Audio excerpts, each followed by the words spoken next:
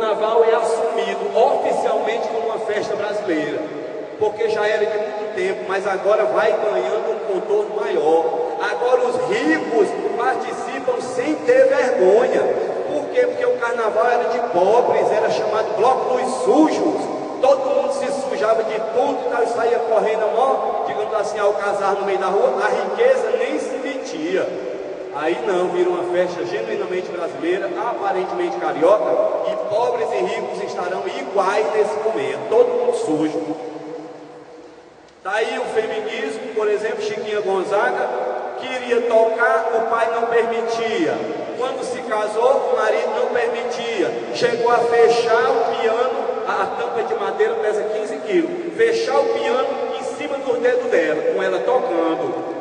E aí só vai se separar deste marido. Se separa, arranja um cara de 20 anos, ela já com seus 45, a vida melhora sempre, né? E aí ela vai se dedicar à música dela. Tá aí Chiquinha Gonzaga, com a música mais famosa, Ou Abre Alas Que Eu Quero Passar, é cantada até hoje. Política, essa aqui é a carta do João Pessoa, que vai ser assassinado, confere? A Cidade Alta e a Cidade Verde eram dos nomes da capital da Paraíba, mas depois que matam o seu governador, que é João Pessoa, passa a ter o nome da capital. E ele recebeu uma ordem que ele tinha que cumprir. Sabe o que foi que ele disse? Eu me nego a cumprir. Dê uma olhadinha na bandeira da Paraíba, o que tem escrito? Nego. Tem gente que pensa que é nego, né? Tem gente que segue e diz assim, essa é legal, essa bandeira é do Flamengo. É não. É nego, eu nego. Então está aqui a carta dele negando. Tudo que ele tivesse que fazer, ele disse, não vou fazer. E é assassinado.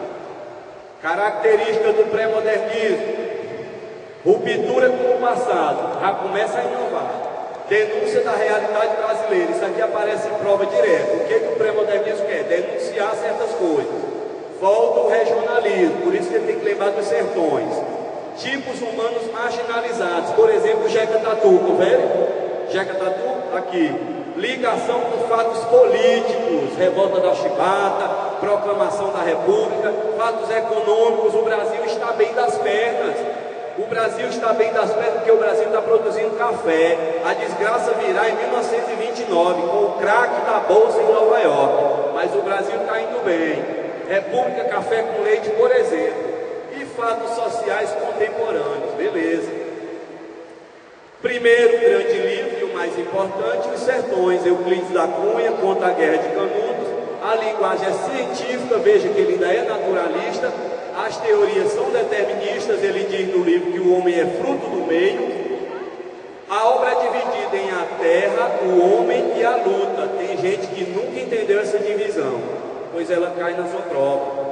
A terra é o espaço, é o meio. A luta é a luta do homem contra o meio. Onde é que acontece a mais famosa luta do homem contra o meio? Qual é a região do Brasil? É o Nordeste, não? Que o homem luta contra o meio, e se ele não arranjar um jeito de vencer, esse meio é que vai vencê-lo, ele morre. Como o sertanejo é corajoso, ele resiste, e quando não dá mais, ele migra. Ele vai para São Paulo, se lembra? Mas ele resiste até o final. E é isso que tem na poesia do Patativa do Assaré. Enquanto a minha vaquinha tiver o couro e o osso, né? Senão eu vou ficando por aqui. É claro que ele vai dizer, eu só deixo o meu cariri, o último pau de arara. É essa coisa de resistir. Se não conseguir mais, vem o êxodo. Legal. Tá aí, ó, luta do homem contra o meio, é científico. Aqui, olha, a igreja que sobra depois dos bombardeios em Canudos, ó, é o que sobra lá. Os restos mortais do Antônio Conselheiro, nos últimos tiros ele é atingido por um estilhaço de granada, mas ele não morre, consegue se salvar. Deus está com ele. Dias depois ele, claro, vai morrer. Ele vai morrer, sabe de quê? De diarreia. Você sabe o que o exército coloca nos jornais? Matamos Antônio Conselheiro. E na hora que entram lá, abrem o buraco e cortam a cabeça. E levam a cabeça para o doutor Nina Rodrigues analisar para dizer que ele é doido. Um mês depois saiu o laudo no jornal.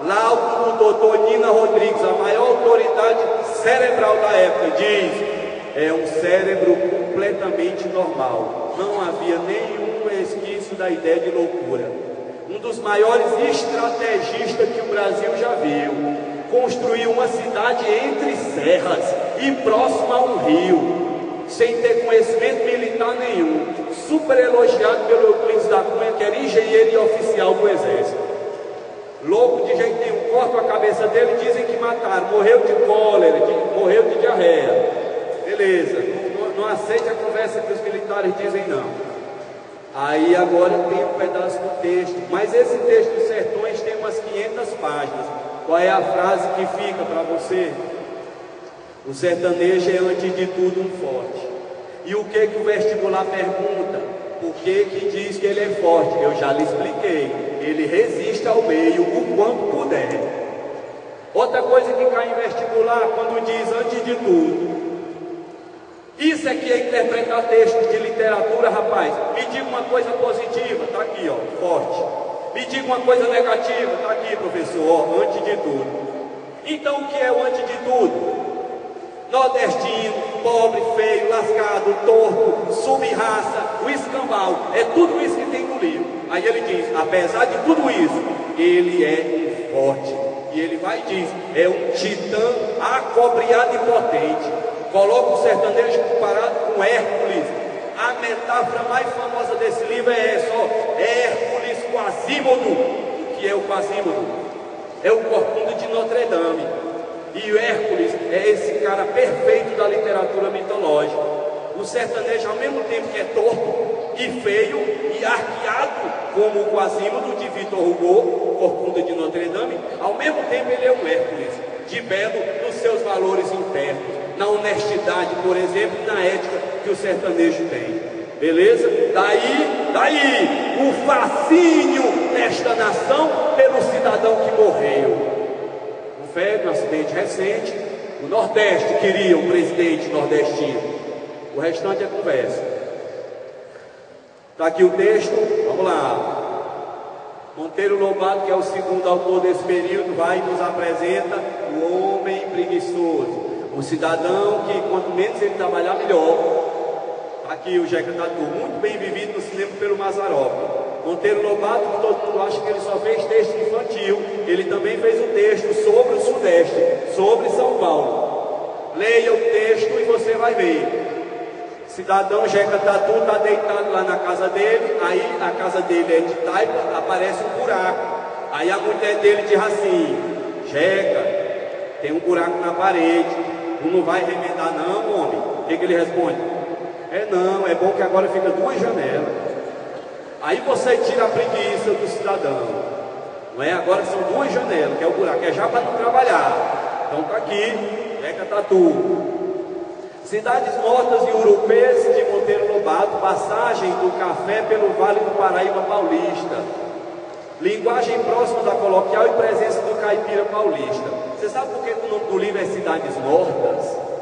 Porque um cidadão chamado Nicolau Gogol escreveu um livro chamado Almas Mortas. O que era almas mortas?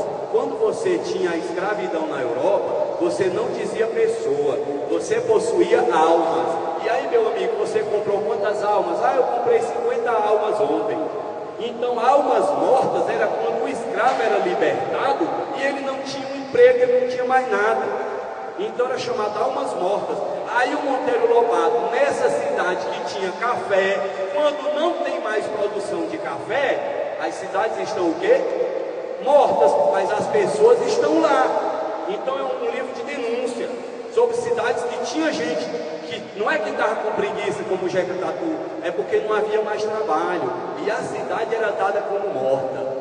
Isso acontece em muitas cidades ainda do sertão brasileiro, do Nordeste brasileiro. Tem uma cidade no Ceará que passa por um processo de desertificação, bem aqui, se chama Irauçuba. Você procura lá emprego e tudo mais, é uma dificuldade. Então é como se fosse uma cidade viva e morta ao mesmo tempo. É diferente de Sobral, que é um polo. E o governador do estado, por exemplo, ele tem um apoio maior. Mas a cidade que é no meio do caminho não tem esse apoio todo. Então é uma cidade morta. Era isso que ele colocava. Cidades mortas era